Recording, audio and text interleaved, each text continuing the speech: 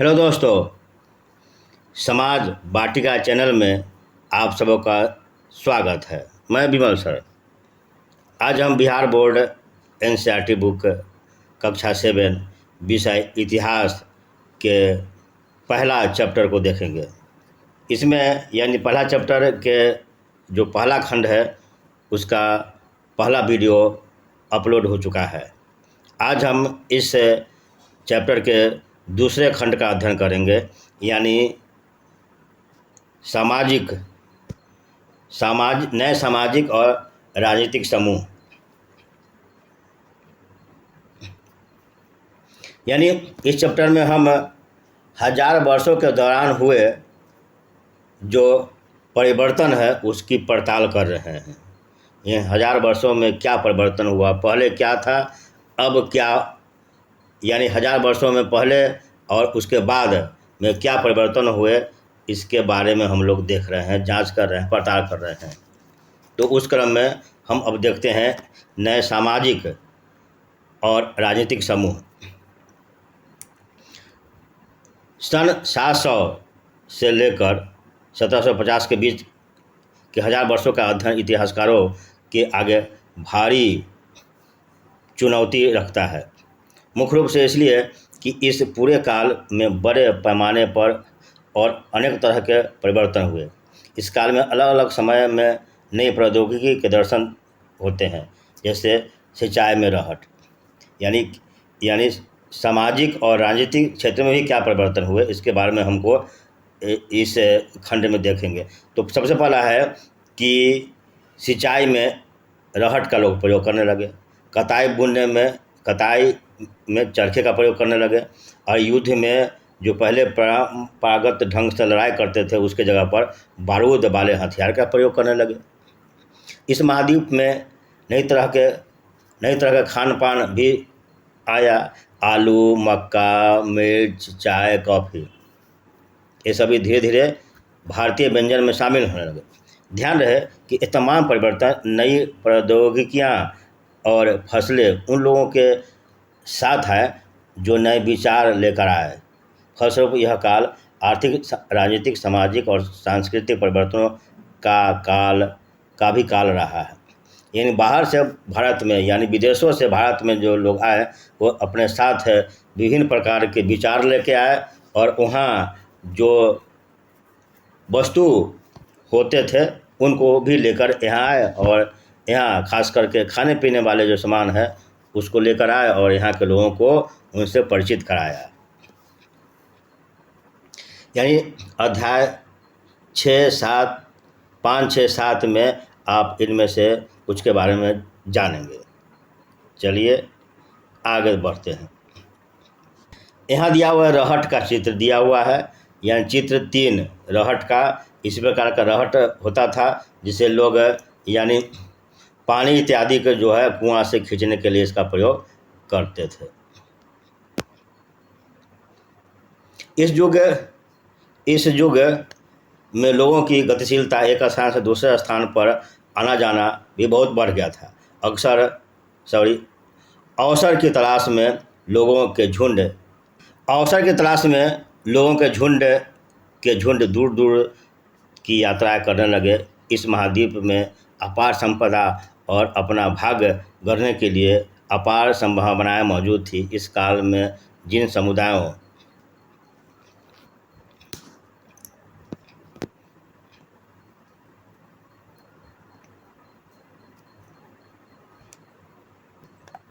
का महत्व बढ़ा, उनमें एक समुदाय था राजपूत, जिसका नाम राजपुत्र अर्थात राजा का पुत्र से निकला है।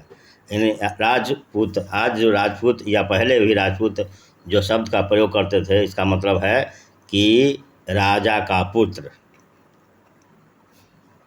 8वीं से 14वीं सदी के बीच यह नाम आमतौर पर योद्धाओं के उस समूह के लिए प्रयुक्त होता था जो क्षत्रिय वर्ण के होने के दावे करते थे। राजपूत शब्द के अंतर्गत केवल राजा और सामंत वर्ग ही नहीं बल्कि वे सेनापति और सैनिक भी आते थे जो पूरे महाद्वीप में अलग अलग शासकों की सेनाओं में सेवारत थे। इन बाद में चलकर क्या हुआ कि इनमें यानी 8वीं और से लेकर 14वीं शताब्दी में राजपूत शब्द का जो शब्द है वह और विस्तृत होने लगा। यानी पहले राजा का पुत्र जो होता था उसी को राजपूत कहते थे, लेकिन बाद में चलकर वैसे जो क्षत्रिय वर्ण के लोग अपने को समझते थे क्षत्रिय वर्ण, उनको भी राजपूत कहा जाने लगा। इसके अलावा राजा सामंत तक ही नहीं बल्कि सेनापति और सैनिक भी इस यानी राजपूत शब्द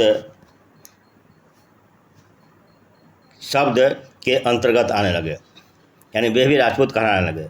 कवि और चारण राजपूतों की आचार संहिता, प्रबल पराक्रम और स्वामी भक्ति का गुणगान करते थे। इस युग में राजनीतिक दृष्टि से महत्व हासिल करने के अवसरों का लाभ मराठा, सिख, जाट, अहोम और कास्त विशेषकर लिपिकों और मुंशियों का काम करते थे, है ना। तो इन मुंशियों के कार्य करने वाली जाति को कास्त कहा जाता था। आदि समूह ने भी उठाया। एक शब्द है पर्यावास। तो पर्यावास शब्द का मतलब हुआ किसी भी क्षेत्र के पर्यावरण और वहाँ के रहने वालों की सामाजिक और आर्थिक जीवन शैली, जिसे आगे स्पष्ट किया हुआ है। इसमें देखते हैं आगे।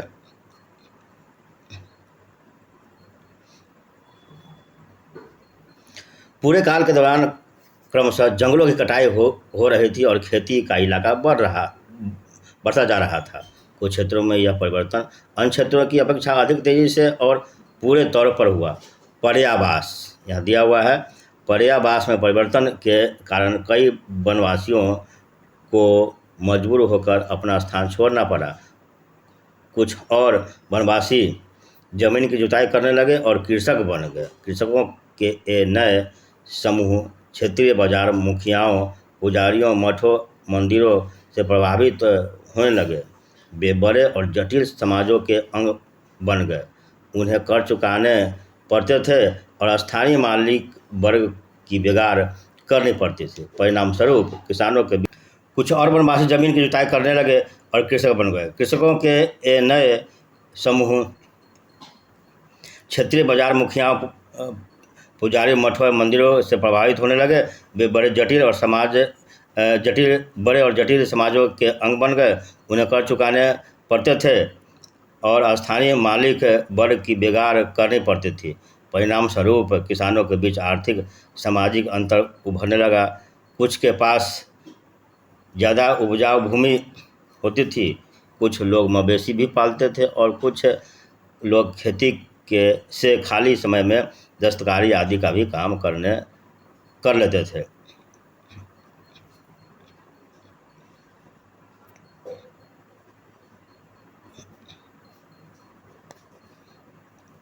जैसे समाज में अंतर बढ़ने लगे, लोग जातियों और उपजातियों में बांटे जाने लगे और उनकी पृष्ठभूमि और व्यवसाय के आधार पर उन्हें समाज में ऊंचा और नीचा दर्जा दिया जाने लगा। ये दर्जे अस्थायी नहीं थे।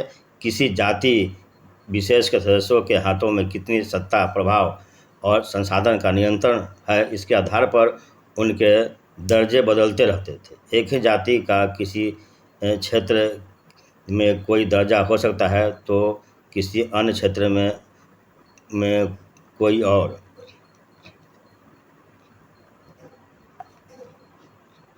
अपने सदस्यों के आधार पर नियंत्रण के लिए जातियां स्वयं अपने अपने नियम बनाती थी। इन नियमों का पालन जाति के बड़े बुजुर्गों की एक सभा करवाती थी, जिसे कुछ इलाकों में जाति पंचायत कहा जाता था। लेकिन जातियों को अपने निवास के गांवों के रिवाज का पालन भी करना पड़ता था। इसके अलावा कई गांवों पर मुखियाओं का शासन होता था। मिलाकर वे किसी राज्य की एक छोटी इकाई भर होती थी। इसमें दिया हुआ है कि इस अनुभाग में जो प्रौद्योगिकी, आर्थिक, सामाजिक और सांस्कृतिक परिवर्तन वर्णित है, उनमें से कौन कौन से परिवर्तन आपकी समझ में आपके शहर और गांव में सबसे महत्वपूर्ण है, इसको देखना है।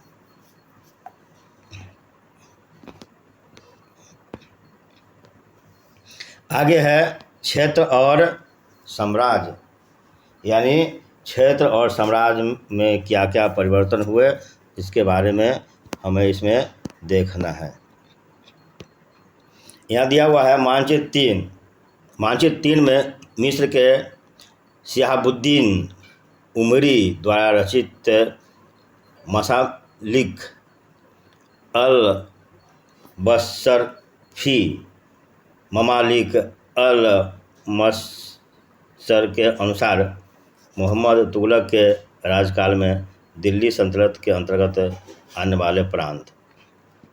तो यह विभिन्न प्रांतों का नाम है, जैसे इसमें दिया हुआ है चित्र, और इसमें 1 2 3 करके दिया हुआ है, और नीचे जो है उसके अंतर्गत कौन कौन से प्रांत थे उनके बारे में लिखा हुआ है।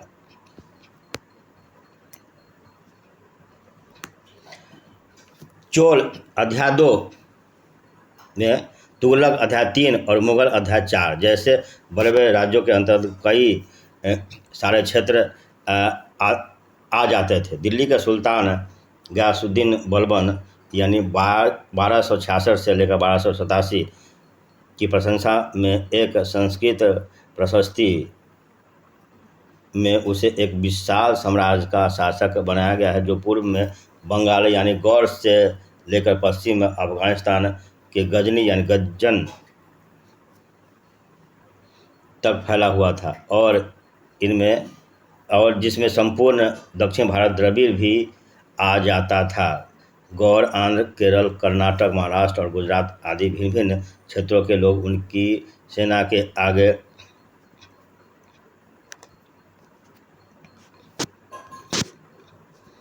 पलायन कर जाते थे। इतिहासकार विजय अभियान के इन दावों को अतिशयोक्ति मानते हैं। साथ ही वे यह समझने की कोशिश भी करने लगे कि शासक लोग इस उपमहाद्वीप के भिन्न भिन्न भागों पर अपने अधिकार का उल्लेख क्यों करते हैं। भाषा तथा क्षेत्र।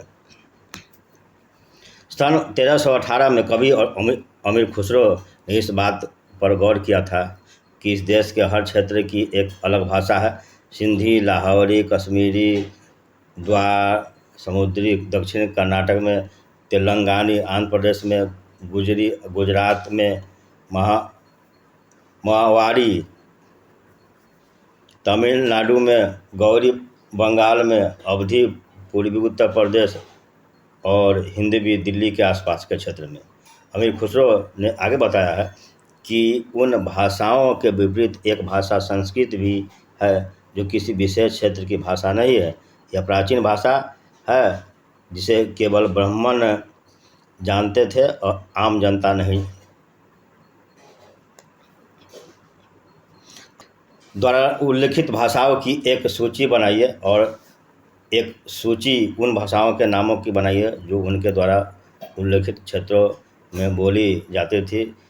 जो नाम एक से हैं उन्हें रेखांकित कीजिए और जो नाम भिन्न है उनके चारों ओर घेरा खींच लीजिए। क्या आपने ध्यान दिया कि समय के साथ भाषाओं के नाम बदल गए हैं। तो यहाँ जो दिया हुआ है उस पर आप लोग गौर कीजिए और देखिए कि भिन्न भिन्न क्षेत्रों में जो भिन्न भिन्न क्षेत्र है उनमें कौन कौन सी भाषाएं हैं, वह सब दिया हुआ है इसमें।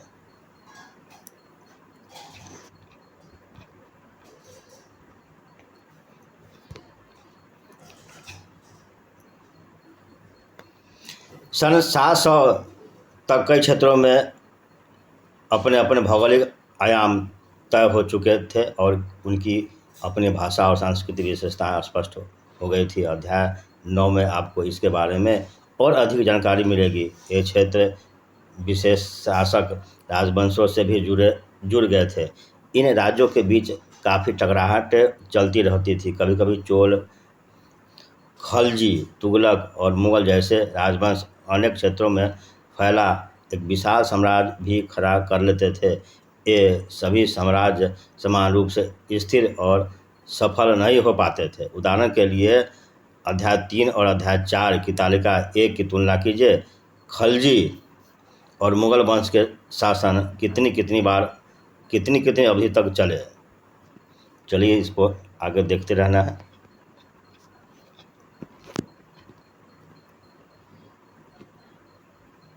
पता लगा कि क्या आपका राज्य किसी कभी इन सब क्षेत्रीय साम्राज्यों का हिस्सा रहा था, यदि रहा तो कितने समय तक रहा।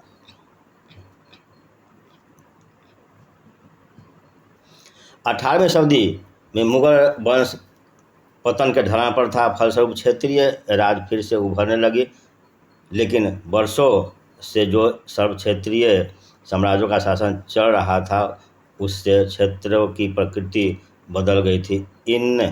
उन पर कई छोटे बड़े राज्यों का शासन चलता रहा और उन राज्यों की बहुत सी बातें उन महाद्वीपों के अधिकतर भाग पर फैले इन क्षेत्रों को विरासत में मिली थी। इस तथ्य का पता हमें उन कई परंपराओं से लगता है जो उन क्षेत्रों में उभरी थी। इन परंपराओं में कुछ एक दूसरे से भिन्न और कुछ एक समान थे। ऐसी परंपरा हमें प्रशासन, अर्थव्यवस्था के प्रबंधन, उच्च संस्कृति तथा भाषा के संदर्भ में मिलती है। सन 700 से लेकर 1750 के बीच के हजारों वर्षों में इन विभिन्न क्षेत्रों की प्रकृति एक दूसरे से कटकर अलग अलग नहीं पनपी थी। हालांकि उनके चरित्र की अपनी विशेषताएं बनी रही थी, मगर समन्वय की सर्व क्षेत्रीय ताकतों का प्रभाव भी उन पर पड़ा था। तो इसी के साथ हम आज का वीडियो समाप्त करते हैं और बचे हुए जो खंड है उसको हम फिर अगले वीडियो में देखेंगे, क्योंकि यह वीडियो बहुत लंबा हो रहा है। अतः इसे यहीं पर समाप्त करते हैं और आगे फिर हम आगे के खंड को देखेंगे, अनुच्छेद को देखेंगे। तो आपसे रिक्वेस्ट है कि इस वीडियो को आप लाइक करें, शेयर करें तथा इस चैनल को यानी समाज वाटिका चैनल को आप सब्सक्राइब करें। तो मिलते हैं अगले वीडियो में, जहां इस चैप्टर के अगले खंड का अध्ययन करेंगे।